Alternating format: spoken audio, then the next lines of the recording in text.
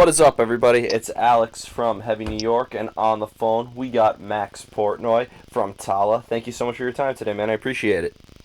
Hey man, thank you. Thanks for having me. Yeah, it's so awesome to have you here. The newest album is Matriphagy, which is scheduled to come out later this year. Could this first single that you released, The Silo, could that almost serve as like a clear representation of what the whole album is going to sound like, or is this just scratching the surface? I would definitely say that's just scratching the surface, because The Silo is actually the one song I would say that's the most different than like our sort of traditional sound on the album. Like the bulk of the album is extremely heavy, a lot heavier than that. That one was kind of us experimenting more with like a lighter, more, radio, I guess, sound. And the rest of the album gets very, dark and heavy, like more sort of hardcore sort of stuff. Yeah. So I'm really excited to get that stuff out as well, because I think we've had, our EP, No One Should Read This, out for a while, and the other songs are more along those lines where they get a lot heavier. Mm-hmm. Well, that kind of led me into my next question, actually. Was the EP No One Should Read This, was that almost kind of like maybe like a preview, or maybe like a cool example of a direction that Tallah was going into? Yeah, for sure. That was kind of setting the tone of what the band was and what we're going for. And I would even say that, like, because those 5 songs are on the album, along with The Silo, obviously. But the other songs that are on it that aren't out yet, I would say are even heavier than that, but they're along the same lines as, like, songs like Placenta and, Conmouth and Kungan, Mm-hmm. Was there kind of like a preconceived idea of what you wanted Matriphagy to sound like? Was there like a end goal that you wanted to meet, or was there kind of like a lot of improvising involved and things happened organically? I would say when the full album Matriphagy was being written, there was a vision and a goal.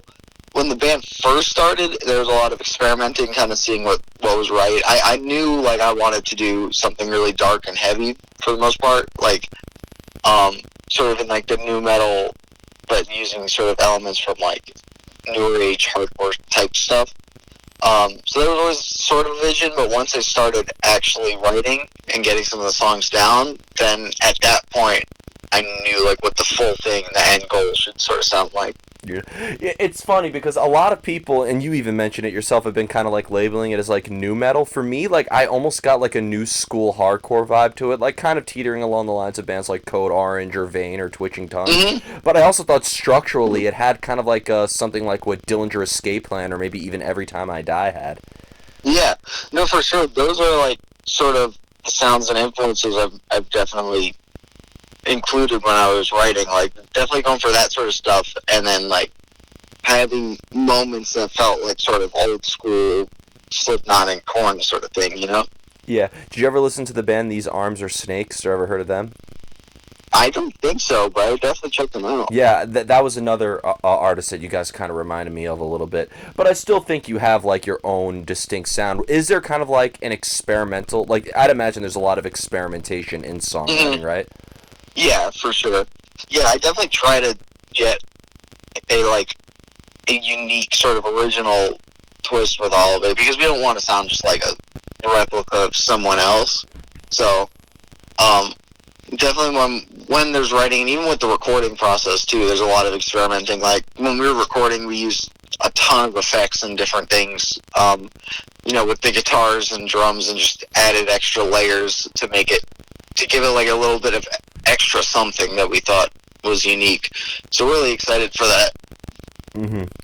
And being that, like, you mentioned, like, the majority of the album is pretty heavy, so you did kind of have, like, an end goal, and might be contradicting based on, like, what I previously asked you with experimentation, but being that you wanted to make a record that was consistently heavy, did maybe the making of each song get a little bit easier as you kind of got into the groove a little bit?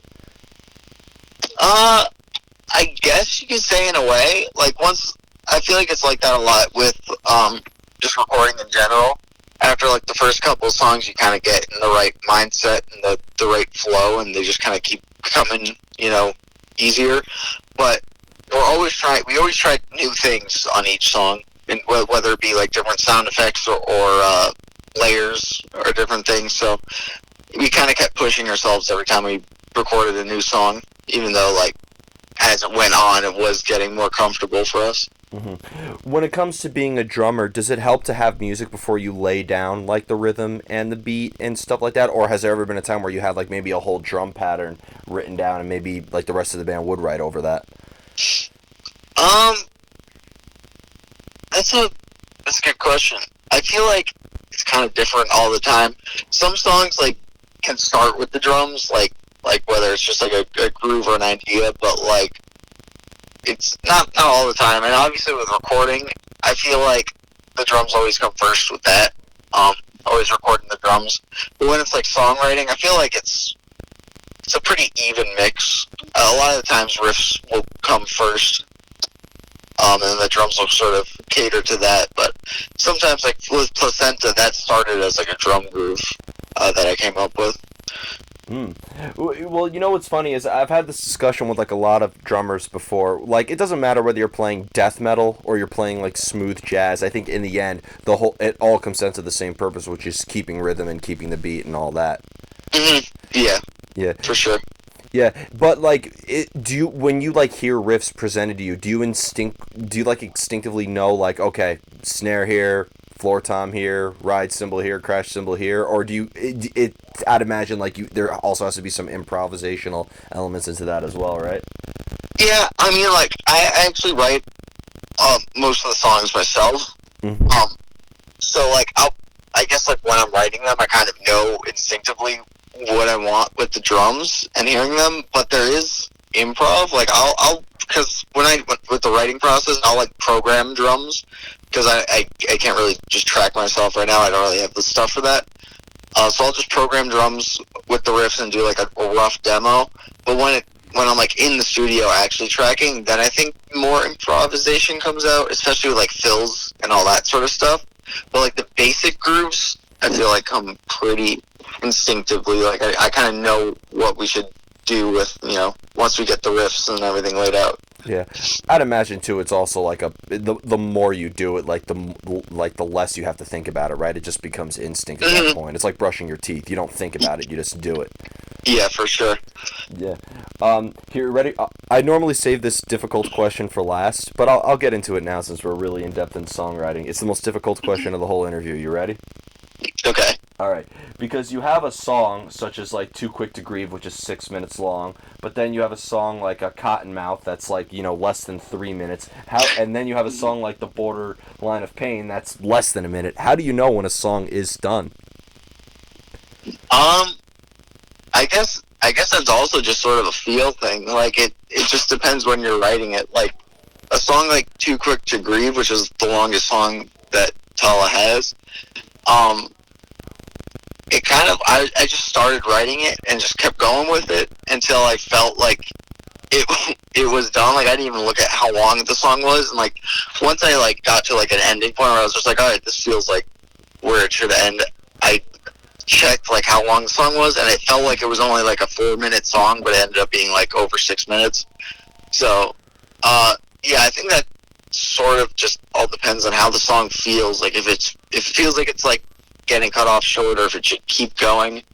I usually never write a song thinking like, oh, this is going to be a 4-minute one, this is going to be 3 minutes. I just kind of feel it out as it goes. Yeah, and I'm sure there's been multiple critiques where people say, oh, the song's too short, or they say, oh, the song's too long. You're damned if you do and damned if you don't. Yeah, for sure.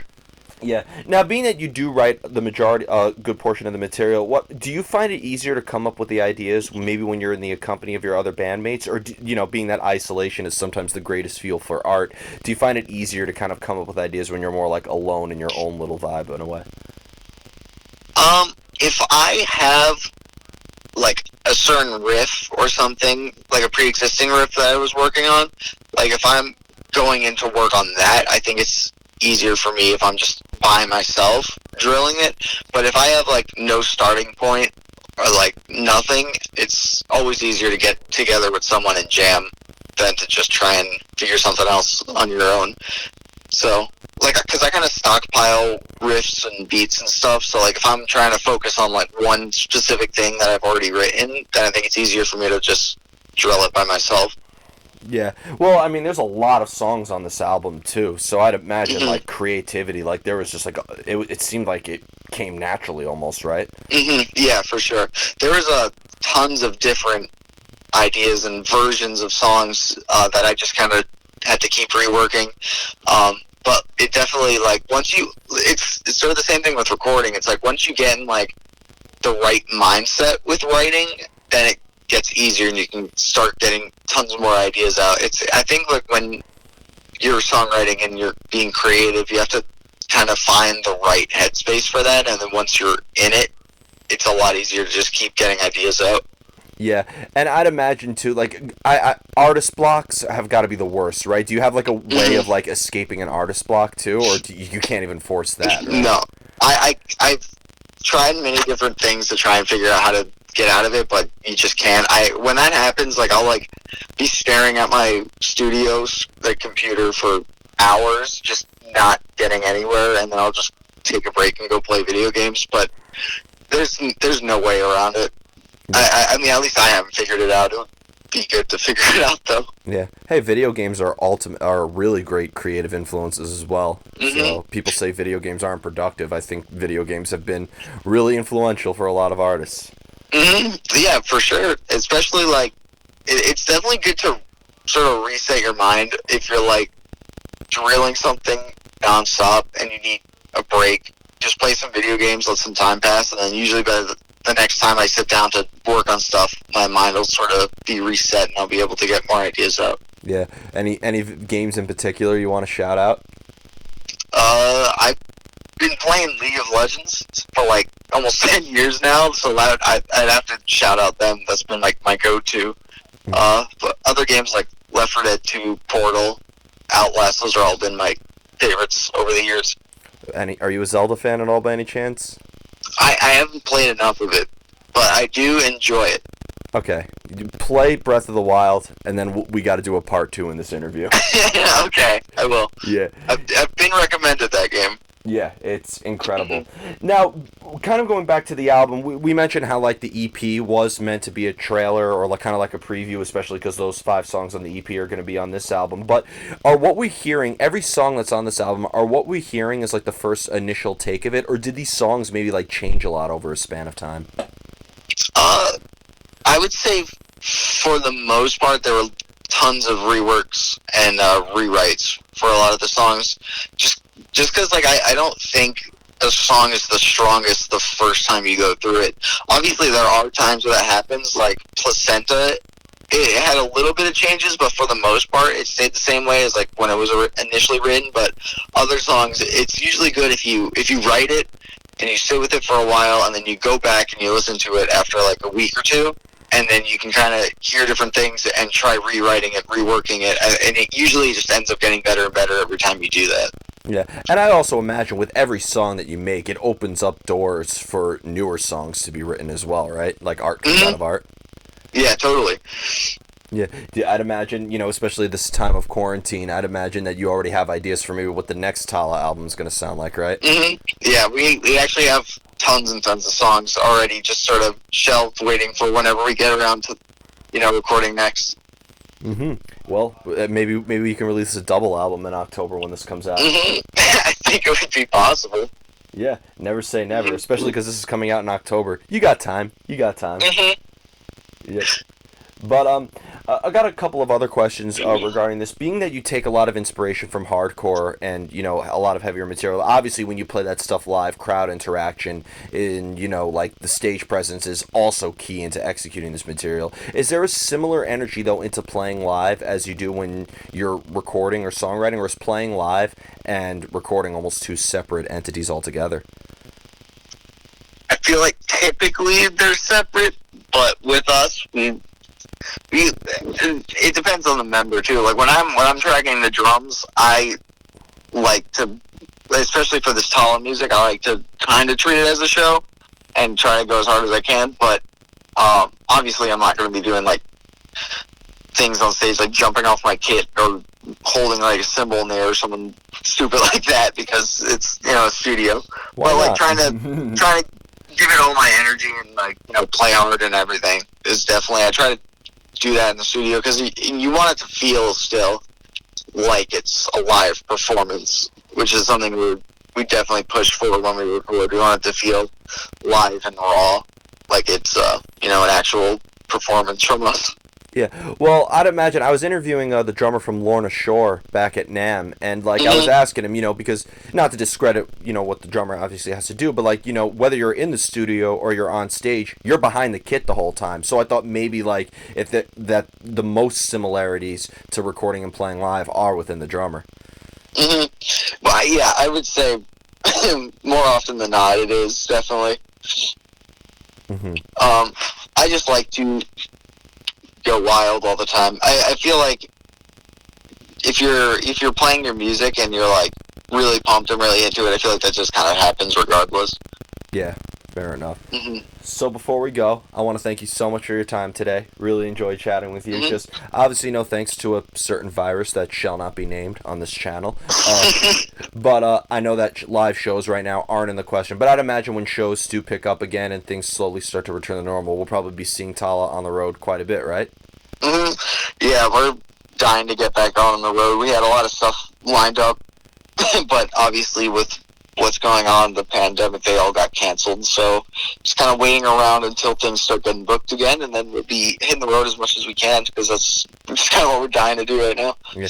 Is there any way that fans can support you guys for the time being, like where they could find your merch and anything like that? And the new album's coming out in October, right? Yep, October 2nd is when the album drops. Yeah, and if you look up on like Twitter, Instagram, Facebook, if you look up Tallah, it'll pop up. So you can follow all of our socials and stuff, and we'll be posting updates there. We have a merch store that we have on our site. There's also earache.com/Tallah, which has like pre-orders available for the album and some extra merch there as well. So any of those places, people will be able to find us and keep posted with what we're doing. Yeah, the folks at Earache are great too, so you guys are in good hands. So yeah, I love them. They're awesome. Yeah, but thank you so much, Max. Everybody, we are here with Max of Tallah. Be sure to pick up their new album October 2nd, Matriphagy, coming out then. This is Alex from Heavy New York, and we will see you next time.